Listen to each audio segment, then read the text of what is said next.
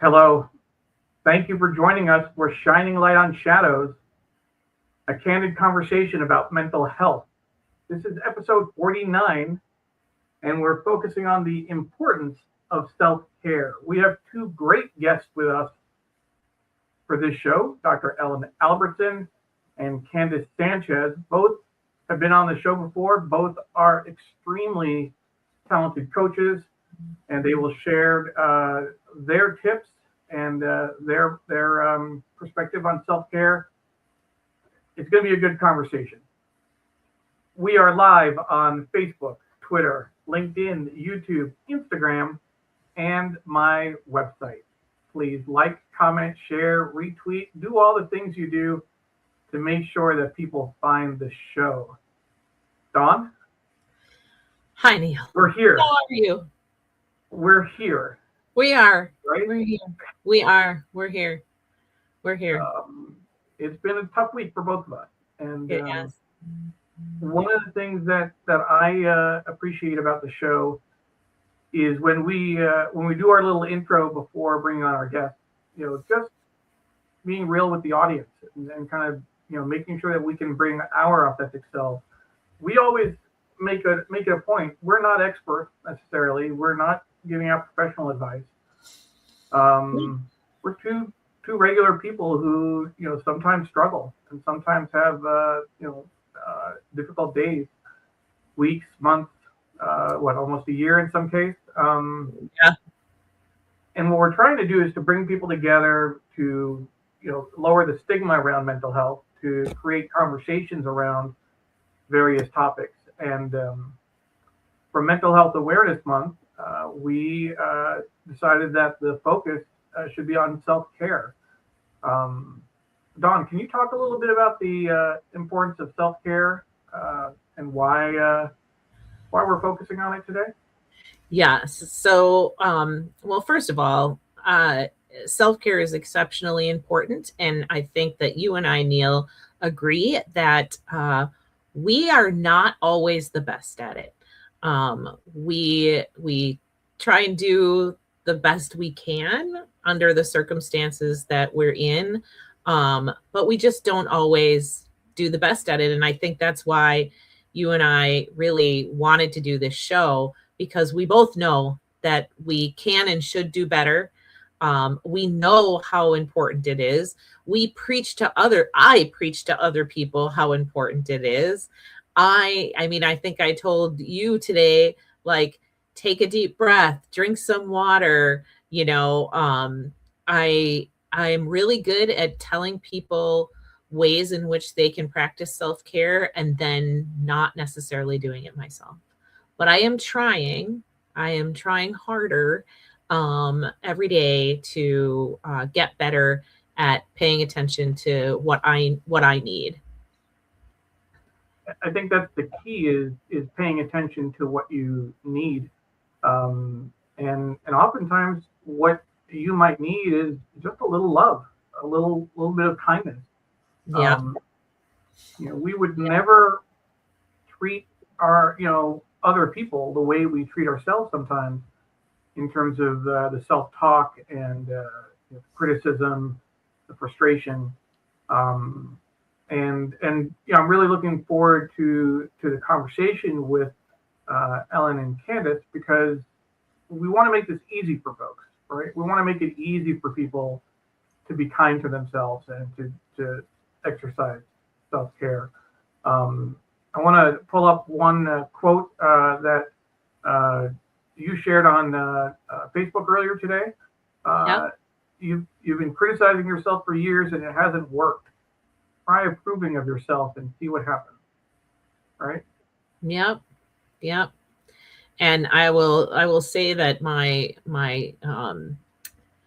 what I said before or with this post was, I want to say this louder for people in the back. And then I said, I am the people in the back. And Yeah. What did you say, Neil? I said make it louder for the people in front. I'm sitting up front and I need to make sure I hear it. So yeah, it's not just and you had a number of people saying that they were sitting right next to you. Yeah. Looking to hear that. message. I'll say just my own thoughts on self-care, and this is what we'll talk about with Candace and Ellen, is that I think I go back and forth in terms of whether or not I'm good at it or not. I think that in general I'm not, but then every now and then I'll just shut down or go have a slice of pizza or go sit outside, and later I'll recognize that as self-care. But I think in the moment, I'm not always. I mean, for example, Monday night into Tuesday, staying up all night till 6 a.m. working, not some great self-care. But that, feeling that I had to get some things done and ready for Tuesday, a busy day for me, kind of kept pushing myself to do that. So I don't know, Dawn. I don't know. Let's go ahead and bring on our guests. Maybe they can help us out. Dr. Ellen Albertson and Candace Sanchez, both previous guests on the show, friends of ours, and people that we really do look to for advice. Ellen, Candace, welcome to the show. Thank you so much, and so much compassion for you guys, and encouraging you to give yourself compassion. And that's just something that we all have, that inner coach in the moment when you notice, oh my God, I've been up all night. This is hard, and I can do this, and I care about myself. And I would just say too, self-care isn't good or bad, right? It's just something that you do, just like you take care of your car. And it's amazing when I start working with midlife women. I've been working with midlife women for 30 years, and a lot of them, they start working with me, they take better care of their cars than they do of themselves, right? You think about your car. We go in for the checkup, we go in for the inspection, we fill our car up with gas, we do all of the things, we fill the tires up. Occasionally we need AAA, but I feel like for us, we're always in that AAA emergency mode, and self-care is something that we do when we can't function anymore. And so the first thing I want to say is, we need, if you're listening, change your mindset around self-care.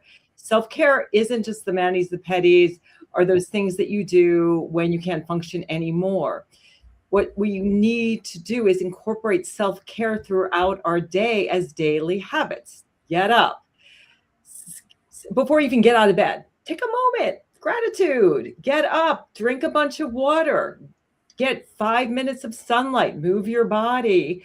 When you're at work, check in with yourself. So we have this idea that it's this thing that we do. And I grew up in this family where my father would work himself till exhaustion. And that's when it was like, I've got to, get away and, take a break. And we think about, well, I'll take that vacation.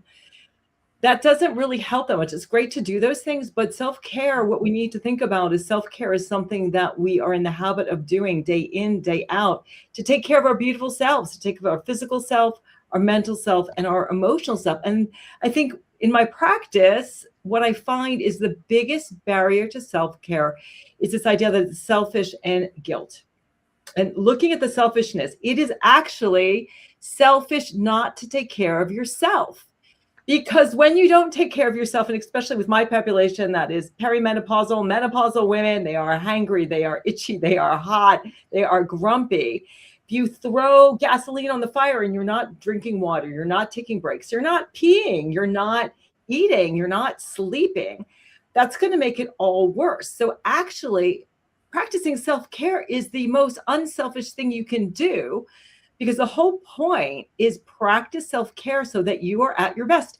And it doesn't need to be a lot of time. With my clients, I teach them things like heart math, which is simply tuning into the area of your chest, your heart, breathing, taking a pause. So here's just one simple tip. Every hour and a half, that's about all of the time we can focus. Take 5 minutes. Check in with your body. Let's see, do I need some water? Do I need to stretch? Do I need a snack? Do I need to just close my eyes? Do I need to go outside for a minute? Check in with your body, then check in with my mind. Okay, where am I at mentally right now? What do I need to do? Maybe I need to, again, take a little walk. I need to maybe write some things down in journal. I need to text a friend, I need a little bit of love emotionally. What emotion am I experiencing right now? And that's like a big essence of self-compassion. That's the mindfulness piece of what do I need? So big things, change your mindset. It's not about the thing you do when you can't function. It's about the self-care is what you do so you function optimally. Self-care is not selfish. It is totally the most unselfish thing you can do because you're at your best. And as far as the guilt, we experience the guilt because we've been taught, especially women, that we're supposed to put everybody else first. And then we're absolutely exhausted. And then we may start getting angry because we, have not taken time for ourselves, or we get resentful.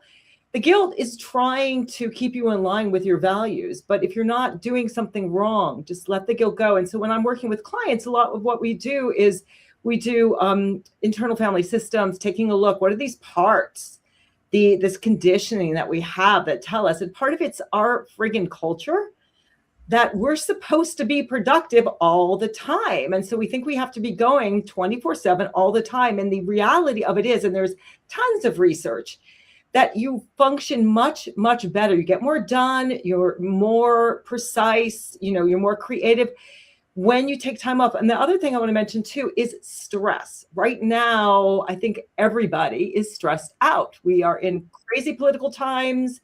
I think that Neil, you read the New York Times. So I think prices were up by 3.8%. Yeah, so inflation. Yep, inflation. People are stressed out. Here's what happens when you are stressed out. No creativity. You are literally like frying your body. Most of our disease is caused by inflammation. When you are stressed out, cortisol goes up because your body is preparing for fight and flight. But if that happens and you're in chronic stress, it's the root of all disease. We start getting fat deposition around the midline, appetite goes up, we can't sleep at night. So stress management is really, really important. It's, May again is Mental Health Awareness Month. We need to learn how to manage our stress. And part of that is doing the self-care throughout the day, taking those pauses, drinking water. You get anxious when you're dehydrated. Yeah. You're prone to hot flashes. I tell you, the majority of my clients, they never drink water. It's like the simplest thing. It costs nothing to drink water, to stretch your body, to take a pause.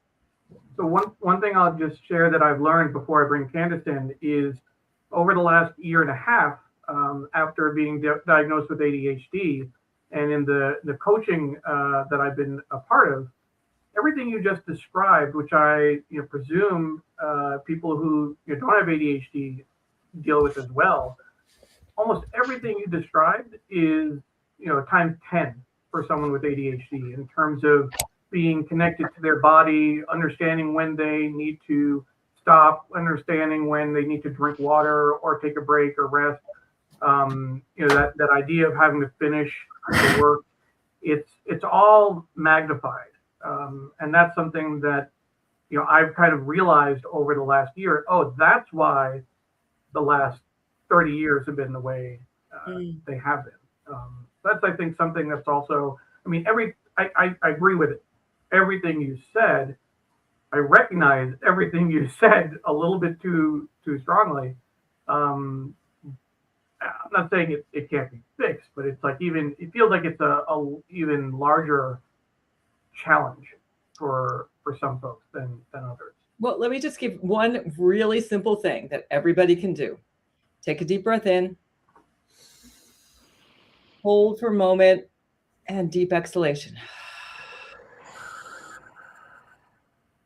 When you take deep breaths, most of us are just breathing up here. When we do a deep breath, exhalation a little longer than inhalation, what you're telling your body is, I'm safe, I'm okay. What it's doing is it's powering down the parasympathetic fight and flight nervous system and powering up the rest and digest. So, Neil, a lot of it is just remembering to breathe. Like I think John was saying, just breathe. I know it's really simple, but we have to remember and get in the habit. I have my clients all the time, habit stack.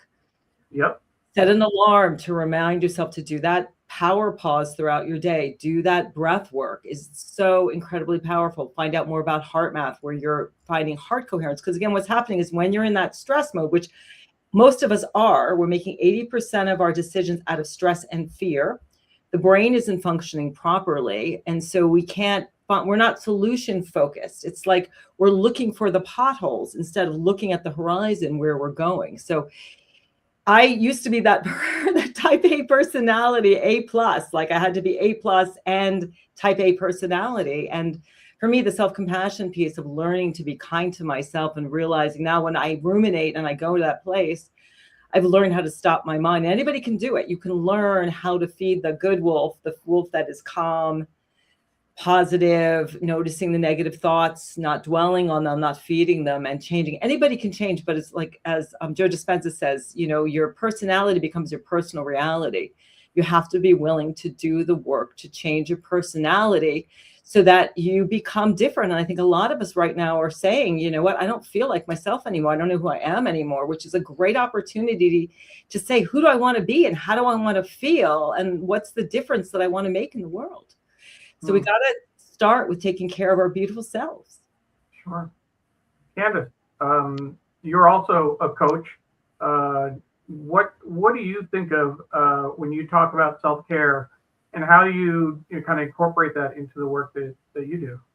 So, again, just as Ellen was mentioning, if you don't take care of yourself, first and foremost, you can't take care of anybody else. So, when you're a partner, you're a husband or you're a wife, you have a mom, all those those roles, those hats that we wear, again, we have to be the priority. And so that's a lot of times when I focus with my clients or I'm doing the Thrive coaching and I'm with Ellen, right? It's all about the mindset. So my coaching program, I shifted from being a life coach to a Thrive coach. And that was very intentional because I also had to practice what it meant to live in a thrive mentality. So my program is Thrive with the Divine Design State of Mind. And so it's a mindset, again, going back to mindset. And it's honestly, it's practice. Like Ellen said the word, practicing how to take care of yourself. You have to get into habits. And so, today's Thankful Thursday. I always practice the attitude of gratitude. How do you approach your day? The minute that you open up your eyes and you take that breath and you're about to embark on whatever that day is going to bring you. So again, it's mindset, it's being intentional.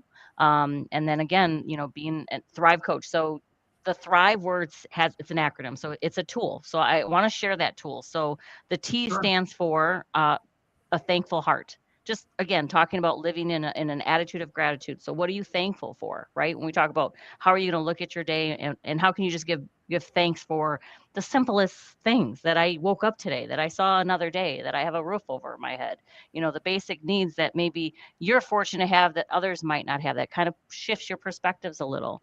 The H stands for honoring your boundaries. Like how many times do we, again, like we have that fine line of, saying no to those things that don't serve you, but saying yes to yourself. So honoring your boundaries. The R stands for reflection and rejoicing in and on this journey of life. This journey of life, I struggle and I'm a Thrive coach, and I'm okay to say that because then I'm a real person. I'm human. So I have to practice what I preach as well. So the R, the THR, I have to spell it out. The I stands for a couple of things. It's okay to not be okay. We hear that a lot, especially during mental health awareness, but it's common. It's okay to not be okay. But what I'd like to say is it's not okay to stay that way. You have community, you have people that can support you, you have coaches you can tap into. And so like I invited you, Neil and Dawn, you as well, to some of my journaling workshops, because journaling also is a practice that I focus on. So that's what the R, reflecting and rejoicing and rejoicing and being glad. Even in those tough times, there's a lesson to be learned about yourself, about the experience, and how do you share that lesson with someone else. So that's the I. The I also can stand for I love you, friends. I love you, networking event. I love you, but I love myself more. It's giving yourself the permission that you're going to start to say no to things that don't serve you. So that's what the I can stand for, a couple of different things.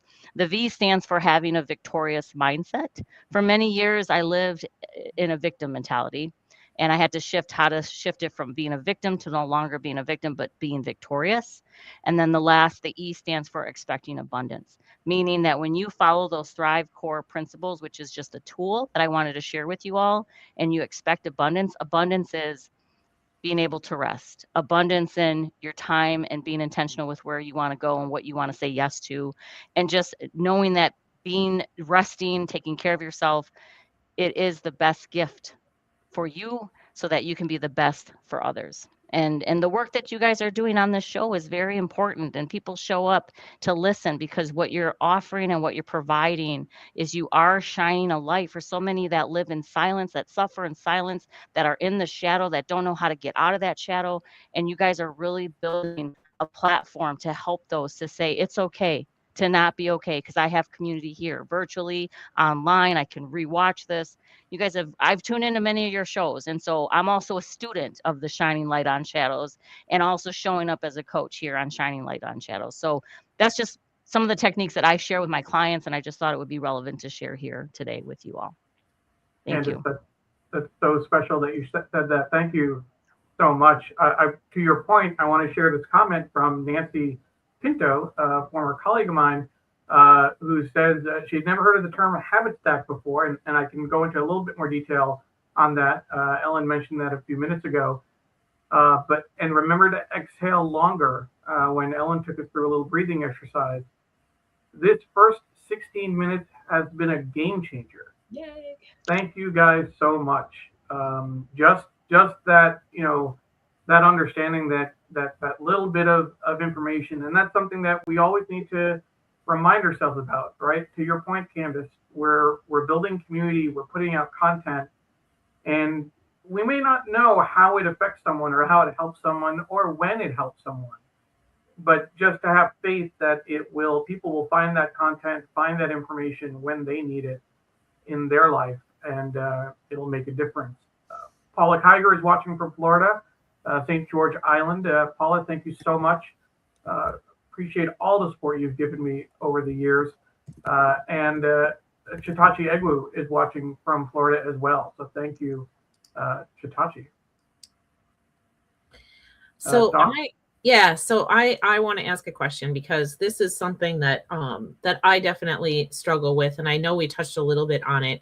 And that is this feeling of guilt when taking care of yourself feels selfish.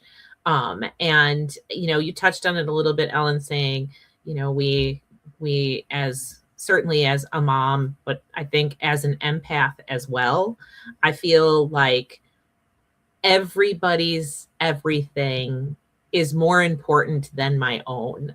And I will drop whatever I'm doing, which, my daughter was sick yesterday, and I dropped everything I was doing to tend to her. She needed medication today. I knew I had this show.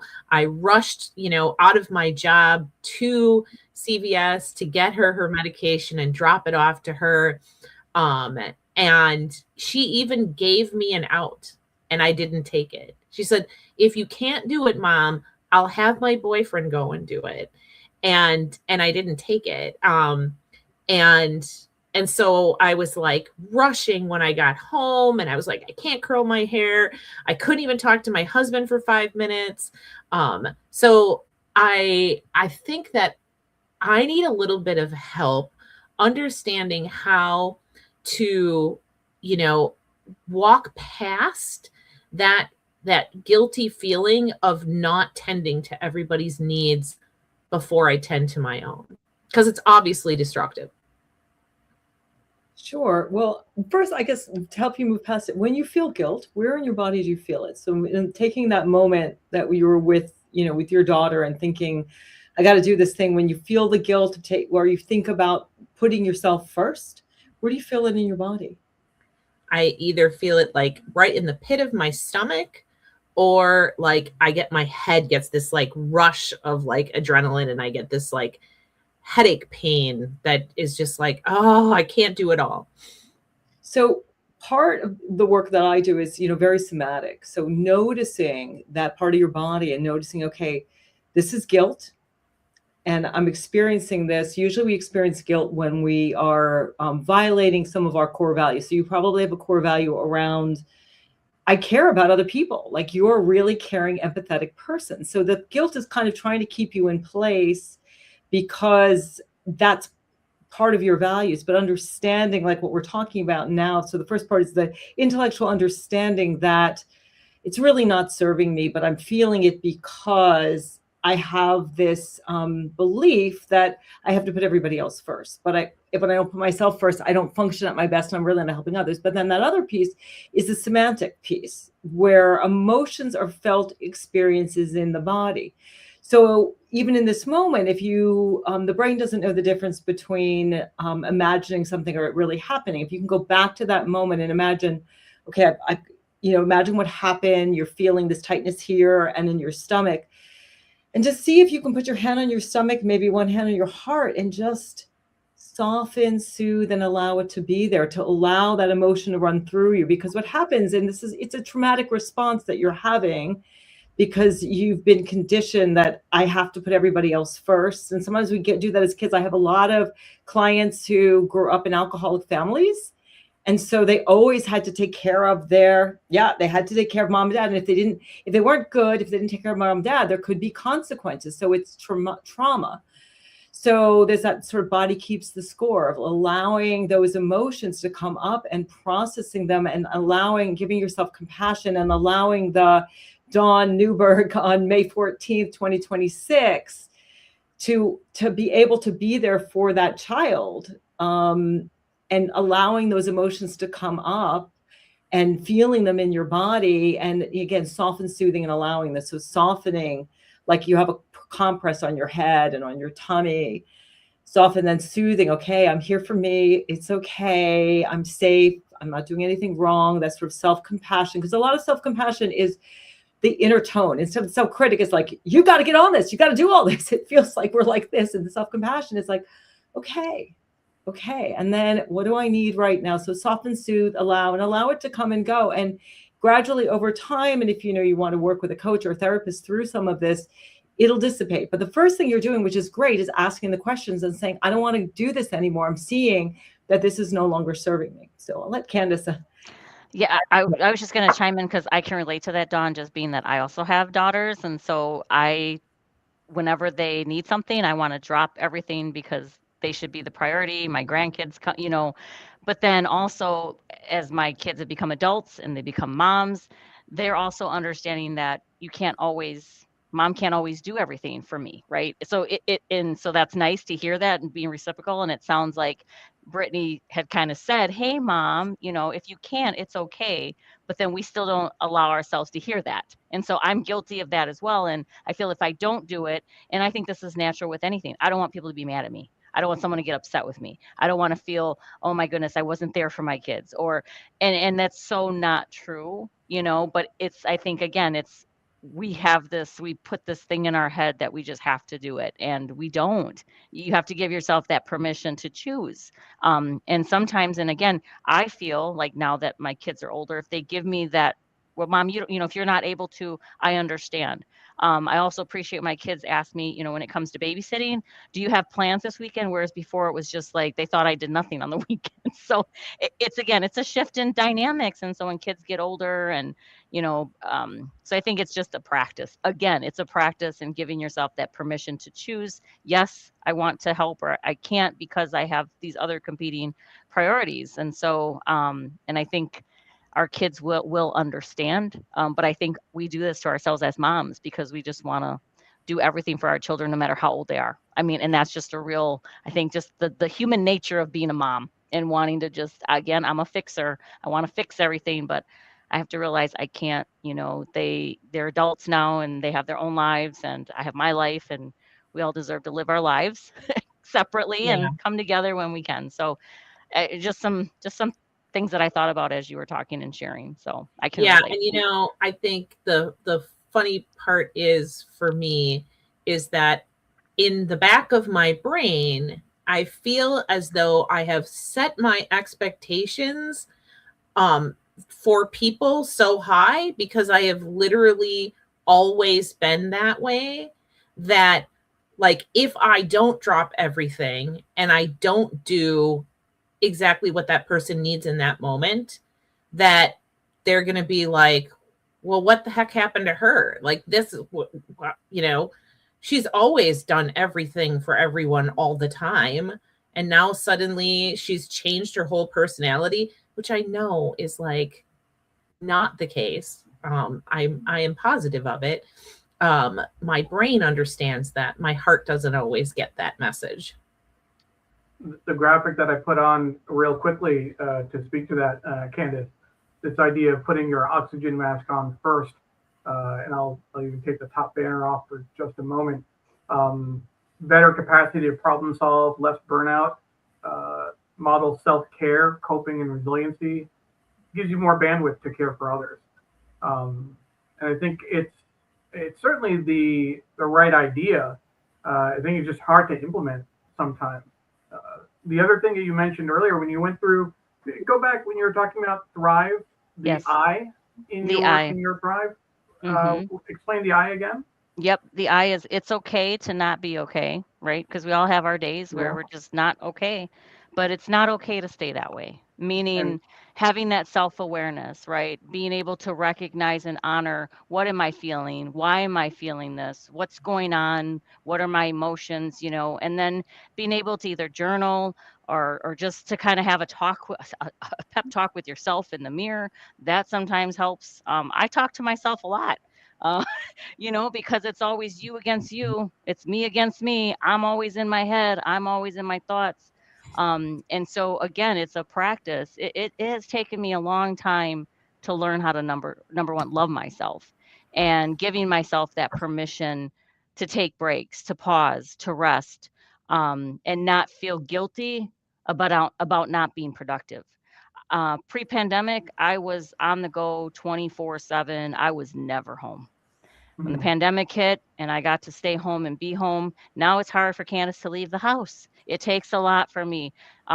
April Sexual Assault Awareness Month was last month. So, boy, I was on the go, but I'm really yeah, exhausted. I'm tired.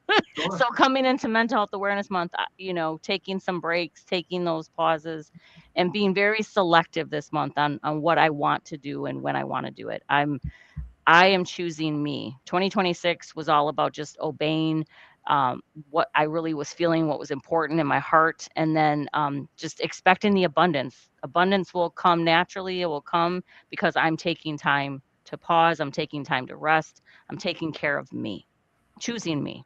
And also, Neil, the I is, you know, I love, we talked about I love you, but I love myself more. So it was when you put this up, I'm like, oh my goodness, that's part of what I That teach my clients is, you know, sometimes you just have to say no to all those outside things that we can't do all the things. And that was really hard for me to learn. I still do all the things. I mean, but I'm intentional of the things that I want. I'm choosing what I want to do, and I'm saying no to the things that don't serve me. My kids were they taught me boundaries. I never knew what boundaries were until my kids had kids.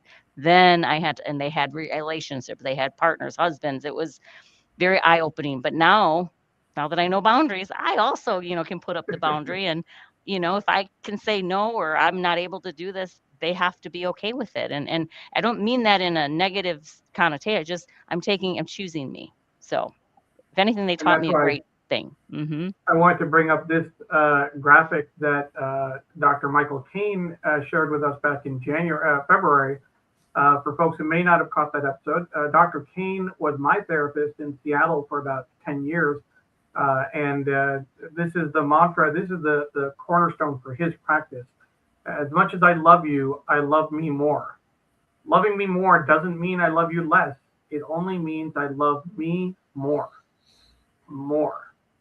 And you know that is everything. You know, that whole idea of putting yourself first so that you can help others. And I Neil, think that's just think if you one of the practice challenges. this, you practice this, right? We as practicing this as adults, parents in our homes, if everybody were to practice the loving themselves, what are you sharing them with? What are you teaching your kids? Right. I wish Yeah, I had this skill set way back when, but I was a trauma mama dealing with stuff. So my kids didn't get the best version of me. but my grandkids are getting the better version of me. So just something to think about. Sure. And just to say, just to add in, I think that when people hear love me, it's a little abstract, and that's where I like to teach self-compassion, because it feels more concrete. With self-compassion, I think of as the how of self-love. So with self-compassion, you're kind to yourself rather than critical. You actually think, if I had a friend going through this, what would I say to her? And then you say that to yourself. It's how you treat yourself, talk to yourself, posture, how you support yourself. It's common humanity, which we said a lot of us. We're all so it's on the bus. We all fail. We all make mistakes. It's part of the human condition. When you realize that, you don't feel so alone. So when you mess up, it's like, okay. One of my friends messed up the other day. I said, well, you failed forward. Like, what did you think you were going to do? Perfect. That's our first time out. And we have to understand that, and we don't feel so isolated. And then the last piece is the mindfulness piece we've been talking about. When you notice you're stressed and struggling, instead of pushing through, which is, I think, what so many of us do. Like when I'm working with midlife women, it's like 3 o'clock, going to have a Diet Coke and a chocolate bar or a cookie, right? Because I got to push through. And instead they could have taken a break, gone outside for 5 minutes, had an apple and some peanut butter or yogurt instead, and done better things. But those the pieces, and as you start to practice self-compassion, again, as Candace has said, it's a practice. Then you start to love yourself. And then, you learn to say no. I always teach the anti-authenticity trifecta, which is people-pleasing, perfectionism, and self-criticism. And we think we need that self-critic to steer us forward. That's another reason we're not nice to ourselves, is because we think we need that self-critic, which is the internalized voice of early caregivers that tell us that we have to clean our room, get good grades, do all of these things. And we internalize that voice. We need to let that go and bring in the self-compassion voice that says, I love and care about you, and I want you to change because it's in your best interest. So for me, with my clients, self-compassion is that piece that changes everything, learning to treat yourself like a good friend. It takes time. I've been at it for, I think, 15 years, but as Chris Germer says, a moment of self-compassion will change the course of your day. A string of such moments will change your life, and it really will. Then you'll start to be like, okay, what do I need right now to feel myself? It'll get more automatic. And one of the points I want to address, Dawn, too, is that what's wrong with changing your personality? Like, if I look at the person I was 10 years ago and what I am now, I am a totally different person. Every cell in my body is different. I operate differently. I mean, I still have the same name and some of the same, genes and everything, but I'm always encouraging my clients, change your personality. It's okay. You don't have to be the way that you've been. I think that's one of the joys of growing older, is getting to know yourself and deciding, I don't like this part so much. And I'm going to work on that a little bit, but I still can't totally change sort of who I am, but changing who you are on a bigger level of saying, you know what? Yeah, I can say no. No is a complete sentence, and really decide. We don't talk too much about self-care as what you don't do. Like we've talked about mindset, but also the one thing I want to talk about a little bit too is just the numbing out. We often think that we're so stressed out that we think self-care at the end of the day is pouring a glass of wine, watching Netflix, and having a threesome with Ben and Jerry's. That's really not self-care, because you do those things and then the next day you feel worse. Mm-hmm. So, but it's what, we're so stressed out that we just want quick fix to feel better. So self-care is really about doing what is truly in going to support your holistic self. Well, you could have done that when you were younger in terms of having that threesome, but at least I know for me, that dairy is hitting me very different these days than it used to, and that's talk about kind of sabotaging yourself. I mean, last thing, you have a bad day, you just want to sit down and stuff your face. Let's just call it what it is, and then you're sick. I was just like, it's like insult upon injury when that happens. Yeah, but then you can beat yourself up and go on a cockamamie diet and starve yourself the next day. You can say, you know what triggered that? What could I do different? Yeah. Like, I could have a healthy meal. I could have a snack on the way home. I could go for a walk as soon as I get home to sort of dissipate the stress. That's why exercise is so important if you're stressed out, because what happens is those stress chemicals just build up. We evolved to actually run, fight, flight, or flee to do something, but it just builds up. So getting some movement in, and then, having something at home ready to prepare. And with my clients, I'm always getting them to engage with the creativity. Like I play the handpan. It's much easier to turn on Netflix, but I know that when I play the handpan or I draw or I journal, I feel so much better. I feel differently. Not that there's anything wrong with, watching Netflix. I love doing that a couple times a week, but like finding ways to express yourself, that's part of self-care too, is finding ways to be creative, to have fun, to have more joy, to enjoy your life to the fullest. Mm-hmm. I want to just quickly answer a question that came up earlier. Nancy, when she talked about the first 16 minutes being really helpful, she'd also said that was the first time she'd heard the term habit stacking. And it's something that I learned a lot about in my ADHD coaching, this idea of, if you're having trouble remembering to do something, or there's something you want to introduce in your life, attach it to something you're already doing and you're doing well. So, for example, if you have trouble, some people have trouble remembering to take daily medication. They just forget, and then late in the day, and they should you take it late? Should you take it the next day? But if you connect it to, for example, brushing your teeth, then you're kind of taking one habit, brushing your teeth, and stacking that other habit on top of it. And maybe there's something else, maybe 3-4 things that you're just going to do in the morning, and like one thing triggers another. That's at least the way I understand habit stacking. Ellen, do you have a different or kind of a better explanation?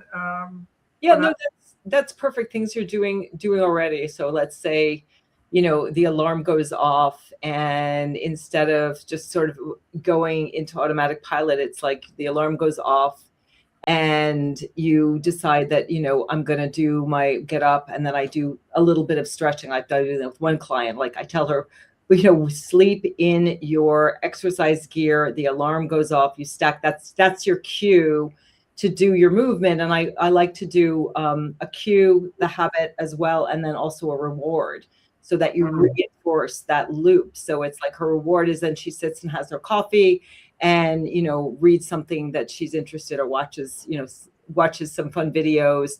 But yes, linking two things that you're already doing together. So like you have your coffee and you take your morning medication, or your supplements, or, you're out on your walk, you take your water bottle with you because you're getting enough hydration. So yes, stacking, but also it's really good to do a cue, the habit, and then reward yourself. Sure. Dawn, as you're doing some good self-care, drinking water, I have my own drink here that I've been sipping from. Just want to make sure folks know that. We have a comment from Kate that I was hoping you could share with folks.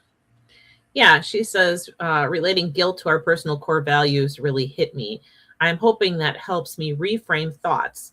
On many occasions, Dawn, that would be me, and I have reminded ourselves of hand on heart and hand on stomach. Kate lives downstairs and I live upstairs, and she owns this house. And there are times when I go down by her and we sit and we chat. And a lot of times when we're both experiencing maybe a stressful day at work, or, situation with our parents or something like that, we do the hand on heart, hand on stomach to like just take a deep breath and realize that this is like really affecting me right now. And why is it affecting me? So that came from you, Ellen, and we do use that methodology upon occasion. Yeah, and it takes courage too. David Hawkins talks about changing your frequency, having the courage to change, because it's uncomfortable. That's why we do the same things all the time, because our bodies are actually addicted to stress, adrenaline, all of these chemicals. We're addicted. We're scared of not being the people pleaser, and someone's going to be mad at us. And so it takes a lot of courage to change and say, you know what, I'm going to ride the guilty feeling out because I love me and I want to take care of myself. So bravo for you guys working. And also that, I love that your friend, your house person said that, because we all need support. Like, we need to be in this work together. It's funny, Ellen, because when you were talking about, when I was saying that, I'm this people pleaser, and you mentioned, a lot of people who have parents who are alcoholics. My dad was an alcoholic. And, I have, like, I never did anything wrong when I was growing up, because I didn't want to disturb the apple cart. And I get so, like, jealous when people talk about all the naughty things they did when they were little, like sneaking out of the house, or drinking alcohol, or smoking a cigarette, or, being defiant with friends. And I mourn that. Like, I didn't do any of those things, because I was constantly taking care of a parent after school and at nighttime, to make sure that they got into bed okay, and that, they didn't stumble and fall and hurt themselves. And, if they passed out, I was, dragging them into the bedroom, trying to get them to wake up, to put them to bed. And, like, that just such rang a bell for me. Like, yes, that is exactly why I feel like I have to be so compliant when someone needs something from me. So that was really very enlightening to me, to realize that, oh gosh, that's so hugely tied to this incessant need I have to always do the right thing. Yeah, so it's great that you realize it, so now you can change. Yeah. I want to just say hello to Deborah Kerr, who is watching from Fort Lauderdale, but she's checking in a bit late. Deborah, as you know, as soon as we're done with the show, you'll be able to find a recording on Facebook, on Twitter, on LinkedIn, on YouTube, and on my website. Just a few minutes when we're done, and you can watch from the beginning. I do want to acknowledge that most of our audience is actually checking in from Florida tonight. Paula Tiger is in St. George, and I know Chitachi Egwu is in Florida as well. So I guess we have more Floridians than as many Floridians as people from Wisconsin, right? Candace, Don, and Kate, and my husband, and Jim. Mm-hmm. Jim. Where's Jim? I don't see where. I know he hasn't checked in. He usually does. I mean, checked in. If he doesn't check in, yeah, he doesn't exist. I'm concerned. I mean, it doesn't exist. But that's a good reminder for folks, right? When we're producing the show, we don't know you're watching unless you comment and say hi or say something. When you're watching on Facebook, though, if you're watching on your phone or online, I think it's only on your phone, you actually get a notification if a friend of yours joins the show as an audience member, even if we don't know that they're there. So I'll take it on faith that Jim is watching, because I know that he's not going to miss an episode. Jim, wherever you are, just know that I'm sending my best and always appreciate everything you're doing to take care of our good friend Dawn. It's been coming up close. Is it 2 years, Dawn? It'll be 2 years in less than a month, on June. Less than a month. That's right. Yeah. 2 years. 2 wonderful, amazing years, besides me being unemployed, but the rest of it was great. You were employed for some of it. It was an all. I was It was a crazy year, but you pulled through, which is good. This whole conversation, I want to bring it back to as we kind of think about what people can take away, because for folks who may be looking at this and thinking that it's hard, I want to get back to how simple it is. And Ellen, I think you actually, walked us through it. Like we were talking about, wouldn't know what to do, how to start. There's so many things. I know I've said this before on this very show when Stefan was a guest, and he talked about self-care and the idea of going out into nature and doing photography and just kind of calming down. And I actually remember writing at the time that I wouldn't know where to start with self-care, because there's a long list of things that I need to do to take care of myself. And Ellen, you said earlier, just breathe. And Dawn said that over the phone too. Just breathe. That's all you have to do. And as far as kind nature, of bring that in. you don't do the photography piece. Just honestly going out in nature and hearing the birds calms your nervous system. I mean, all of this is about nervous system regulation. If you go outside, if the birds are twittering happily, as human beings, it goes back to where we evolved. We naturally go, everything's okay. Yeah. So just understanding that we're part of nature and learning, I think a big piece, and I love what Candace kept saying, is a practice. Just learning how to turn your mind off. I always say the mind is a wonderful servant, but a terrible master. So much of our suffering and stress comes because we're trying to figure everything out, but we're in that stress rumination. And I live in Vermont. It's like mud season. When you gun the engine, the tires just get more and more stuck in the mud. And so what we need to do is like, just get out of the car, just get our nervous system back. So we're not in this, we're in this beta emergency mode where we can't figure things out. But as you said, Neil, it's just about that breathing, staying hydrated, making sure you have food, the basic needs. And I think too, that it's great that people are listening, but we got to put these things away, because I think that just adds to it when we're doom scrolling all the time. And we're, we have to take like media breaks. Listening to music is also really powerful, using essential oils. So I think it's, again, the stacking, there's so much we can do, and it doesn't have to cost any money at all and take very much time. I know Neil, when we were talking in our, prepping for the show, we talked a lot about what are the things that people like to do, right? We talked about journaling, prayer, meditation, yoga, acupuncture, the manis, the petties, all the things. I remember telling Dawn, like, I like to go get glammed up, and that just makes me, that's like my self-care. But it's a reminder. I mean, hugging my dogs make me feel better. Getting a hug from someone makes me feel better. Sometimes during the day, working remote, I'll say, Mom, I need a hug. She's like, are you okay? I just want a hug. Can you just give me a hug? Like, I'm feeling disconnected. And I think, Ellen, to your point, the phones are the media, such a distraction, even though I know technology is really what we do to do this show and all the things, but just taking that minute away just really helps. So I really appreciate it. And again, right before bedtime, I try very hard to just put the phone down. Even when I go out to dinner with my family or friends or my partner, put the phones away. Please talk to me, because look around. Everybody's on their phones. I don't want to be that couple. So yeah. Or kids on vacation on their iPads. I'm like, what are you on vacation for? You could do that at home. So such a true statement, Ellen. Thanks for reminding us of that. And we can also generate oxytocin, just self-hug. Mm-hmm. Our bodies don't know the difference when we touch ourselves or when someone else touches us. So we can just, stroke your cheek, stroke both cheeks, stroke your arms. Even if you're in a meeting, you can give yourself a surreptitious hug. When you're feeling stressed out, and just bring that self-compassion and just know, I'm suffering right now. Okay, I'm here for me.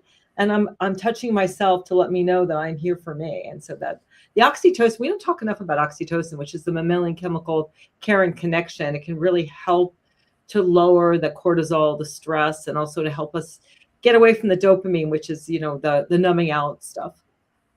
I'm giving myself a real big hug. You don't get to see it. But it's also a good stretch too. That's part of it. And I'll say, just if we're talking about that, Emily, my daughter, has had some leg pains recently, and one of the things her pediatrician suggested is just doing some light stretching. And so we've been doing that as a family, which has been very interesting, because Pam, my wife, is more limber than anyone realized. She's done yoga and different classes at the rec center. So she'll stretch out, just basic, like reach for your toes, and she's like reaching over her toes, and Emily's like, what? How? What? I can barely.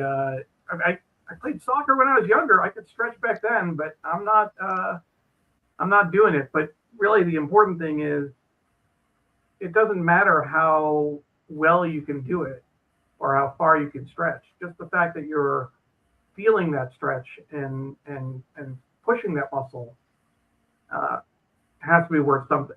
And so, at least within a family, I'll take whatever ribbing I get from my daughter. She loves to tease me. But I know that it's doing something, even if it doesn't look look that good. Yeah, that's an interesting point too, Neil, is just the self-efficacy. We need to give ourselves credit for all the things we are doing. Yeah. We're feeling like I don't do self-care well, I'm not good at this, I'm not doing enough. It kind of is that critical voice that I need to be doing this from this place of self-criticism. Self-love is like, I'm doing a good job, I'd like to treat myself a little better. And like, and I should say another thing too is scheduling is great. Just I'm talking about habit stacking, but like writing in, making appointments with yourself to whether it's going to gym. I mean, another great thing is to go to the gym or go for a walk before you get home, before you have an opportunity where, everybody wants things from you, or you're like, oh, the couch looks good. So I'm always telling my clients, like, go to an exercise class on the way home, or go to a different neighborhood and walk around, but schedule time for yourself. You're really, really worth it. And also when you think about wellness, I mean, I'm a breast cancer survivor, so I, did a 180 myself because I was like, I have a BRCA mutation, so I really needed to take a hard look at my own self-care, which was pretty good, but it was a lot of the mental workaholism, perfectionism. So it's really about our health span and feeling as good as we can so that we can be there for ourselves and others and enjoy our life. I will say that we were talking about, we're brainstorming some potential episode ideas, and the one that you raised was talking about body image, but what you were just talking about in terms of encouraging people to on the way home or before you get home, go to the gym or walk out or something. That might be a whole different conversation for all the people who work from home and don't have to actually force themselves to get out. For folks who know me and have been in meetings with me, this is what you see every time, right? I spend most of my time in this office. I make it a point to work on the sofa occasionally, bring my laptop out there. I will try to get a walk in the neighborhood, but that's a whole different set of circumstances, particularly post-COVID and with remote work. Self-care when you're working at home is a whole different conversation. Yeah, to add on to what Candace said, get a dog. I tell some of my well, get a dog. Don't say that so loud. We've been fighting that for years with Emily. But it improves your microbiome. It improves your microbiome. You get oxytocin. You get walk. It is. It's having a dog is such a great way to improve your self-care. You have to walk if you have a dog. I'm forced to be outside. Yes, because of the dog. She and her friends put together 100-slide presentation to convince us to get a dog. Oh wow! And you still said no. You still said no. See, that's where I fail, because I would be like, okay, you can have whatever you want. Dawn, I actually said no before she started. I said, I'm glad you did this presentation. I'm happy to watch it and offer any feedback you want, but it's not going to change our mind. But go ahead and do your presentation. She had her friends, need to be more like friends over for it, and they all like jumped in on to like get us to get a dog. It was we still hear it. But, we'll see. A lot of people have. I mean, you're not the first person to encourage that. There are a lot of people who have been. My colleague Sri, who is famously scared of dogs, growing up in India. People don't usually have dogs there, and he resisted for years, and now it's the best thing he's ever done. And so I've heard it. I know. I think it's more the question of who's going to end up doing the work, who's going to end up doing the walking. You're home all the time. That'd be part of your self-care, Neil, where you would just take the dog for a walk and get outside. You're a perfect candidate for a dog. We're not recording this part, are we? We stopped recording anything? Right? It's not going to be part of the permanent record? I'm showing Emily. Is Emily watching? Look, she teases me about the show, but like she has watched stuff in the past, but she has a love-hate relationship with the idea. She likes to tease me about it, but then she sometimes she'll lurk on my YouTube channel and see what have I done lately. Yeah. Very interesting. 13 13-year-old girl. Oh. Yep. Yeah. Well, it's 7:00. It has been such a really great conversation. I am positive that everybody who has watched and will watch has taken something away from it. I know I have. When we decided to do this show, Candace and Dr. Ellen, you were the first two people we thought of. We appreciate you to no end for all of the work that you do, and thank you so much for being on the show with us. Thank you for having me, for having us. Thank you. Thank you. It's an honor. It's an honor. Everyone. And talking about this because it's so important. It is. And you need to know that you're two people that we look up to and that we appreciate. And we've learned so much from all the times you've been on the show and in general in our lives. So thank you for all of your help, guidance, and support. We will, for folks watching, again, May is Mental Health Awareness Month, and we will let you know about our next episode. And we'll be sending out an email and posting to social media. So we look forward to seeing you online. But make sure you get out and get a walk as well. Thanks, everybody. Bye-bye. Bye. Good night.